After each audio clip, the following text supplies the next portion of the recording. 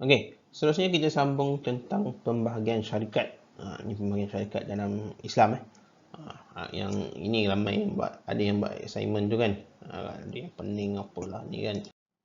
Okey, so pembahagian syarikat atau dalam bahasa Arabnya syirkah lah kan. Okey, so syirkah boleh dibagi kepada dua, syirkatul amlak dengan syirkatul uqud. So syirkatul amlak tu juga ada al-ikhtiyar atau al-jabar, choice atau mandatory, syirkatul uqud iaitu contractual partnership. Okey, so dia boleh terjadi dalam al-amwal iaitu partnership in capital, atau al-amal atau al-abadan partnership in labor, syirkatul wujuh partnership in goodwill or credit, dan syirkah mudarabah yang ni semua biasa dengar kot, profit sharing partnership kan. Okey, so dalam al-amwal tu ada syirkatul inan, general partnership, dan syirkatul mufawadah iaitu capital share atau equal share partnership. Okey, tak apa, kita go through one by one. Okey, so syirkatul amlak. Okey, syirkatul amlak perkongsian pemilikan yang wujud antara dua orang atau lebih. Okey, so kalau kita nak buat apa-apa tindakan, perlu minta izin rakan kongsi. Okey, so syirkatul amlak ini terbagi kepada dua. Tadi kita cakap syirkatul ikhtiyar dengan syirkatul jabar. So ikhtiyar itu perkongsian atas dasar pilihan bersama, seperti dua orang berkongsi untuk membeli sebuah rumah contohnya. Okey, so syirkatul jabar itu perkongsian secara paksa dan bukan atas keinginan kedua-dua pihak, iaitu sesuatu yang ditetapkan menjadi milik dua orang atau lebih tanpa kehendak daripada mereka. Okey, so contoh syirkah ikhtiyar ni boleh juga kalau contohnya husband and wife, contohnya beli rumah buat joint loan. So technically itu adalah pemilikan bersama kan. Syirkatul jabar ini boleh jadi juga contohnya seperti pewarisan kan. Berlaku kematian, so harta difaraid, contohnya rumah itu jatuh kepada dua orang kan. So pemilikan itu berlaku secara paksa kan. Okey, so dalam konteks ini, apa-apa nak buat apa-apa perlu minta izin daripada rakan kongsi kan. Nak jual ke, nak buat apa tu, nak jual tu of course lah, memang perlu ada keizinan lah kan. Atau nak buat apa, nak buat renovation kan. Kalau benda kecil-kecil mungkin tak ada isu lah kot. Okey, seterusnya syirkatul uqud. Okey, syirkatul uqud ialah perkongsian atau kerjasama yang berdasarkan kontrak yang dimeterai antara dua pihak atau lebih. Okey, so uqud ni bukan cerita pasal susah-susah. Uqud akad kontrak. Okey, senang. Okey, so ia boleh jadi yang pertama, syirkatul uqud berdasarkan amwal. So al-amwal itu perkongsian modal. So semua rakan kongsi perlu menyumbang modal dalam perniagaan tersebut. Okey, so again kita boleh bagi dua, inan dengan mufawadah. So syirkatul inan perkongsian umum iaitu perkongsian modal atau dua lebih rakan kongsi yang tidak sama jumlah. Okey, so maknanya katalah modal yang diperlukan 100,000, ada orang letak 30,000, 40,000, ada orang letak 20,000, 10,000. Okey, jadi sebarang keuntungan atau kerugian juga harus mengikut nisbah persetujuan. Okey. Okey, yang kedua adalah syirkatul mufawadah. Okey.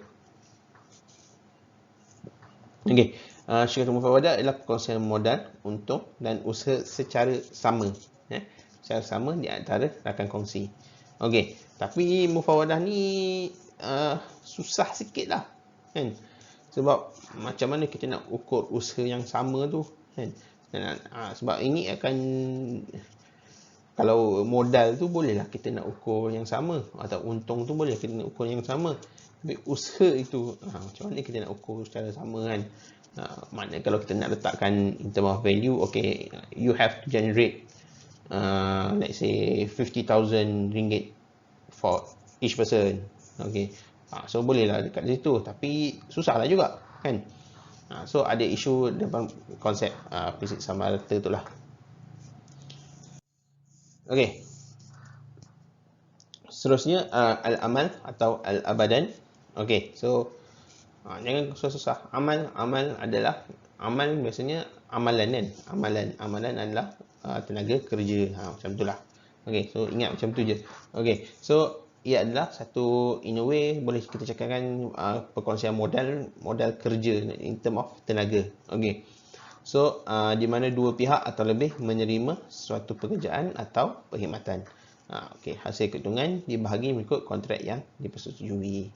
Okey. Seterusnya syirkatul wujuh. Okey. So syirkatul wujuh ni perkongsian yang dilakukan rakan kongsi yang tidak mempunyai modal. Okey.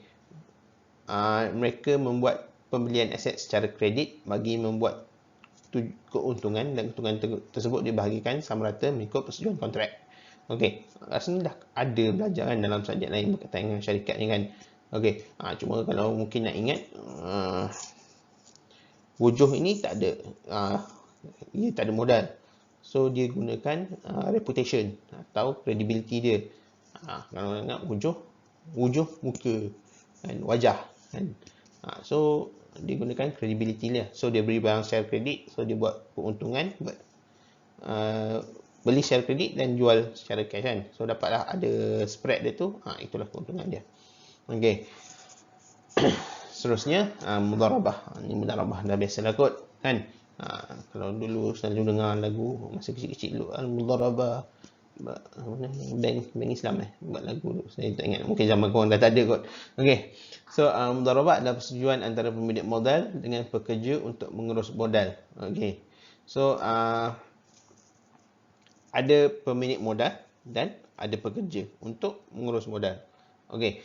Keuntungan dia pula dibahagikan mengikut kontrak perjuangan bersama. Okey. Maknanya kalau keuntungan dia dah agree. Okey, so saya sebagai pemilik modal saya akan terima let's say 40%. 60% lagi untung awak ambil. Okey. Tapi kalau kerugian pula, kerugian akan ditanggung oleh pemodal sahaja. So, rugi lah. Macam tu rugilah jadi pemodal kan, sebab kalau rugi dia je kena kan. Tetapi dalam konteks ini pekerja itu, iaitu pengurus modal itu, dia rugilah dalam tenaga dia kan. So katalah dia spend 6 bulan untuk buat projek tu dan projek itu gagal atau rugi, so dia tak dapat apa-apa, gaji tak dapat apa kan. Itulah kerugian yang dia tanggung. Okey. So ini nak bagi nampak senang sikit lah kot. Okey. So syirkatul uqud terbagi kepada al-amwal. Tadi kita cakap amwal, iaitu dalam konteks ini kontraknya adalah kontrak harta kan. So ada inan dengan mufawadah. Okey. Seterusnya al-ashkhas, dia adalah individu kan. So dia sama ada tenaga atau wajah, credibility. Okey. Yang seterusnya mudharabah. Mudharabah ni kita boleh cakap satu syarikat berhad lah kot kan. Atau syarikat sirah berhad dan sebagainya. Okey.